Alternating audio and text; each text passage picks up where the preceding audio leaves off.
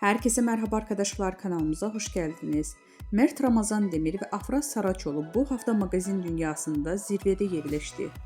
Ünlü oyuncular Mert Ramazan Demir ve Afra Saraçoğlu bu hafta sosyal medyada magazin dünyasının en çok konuşulan isimleri oldu.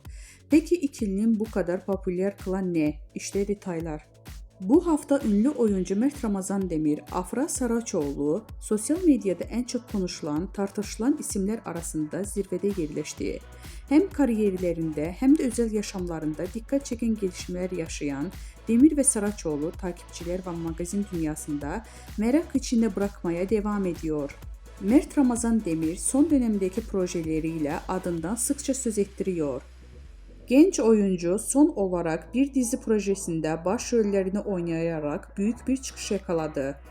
Hakkında çıkan dedikodular ve özel hayatına dair sorular ise Demir'in sosyal medyada yoğun bir şekilde konuşulmasına neden oldu. Öyle ki Demir'in hem sahnede performansı hem de gizemli özel hayatı hayranları tarafından büyük bir ilgiyle takip ediliyor.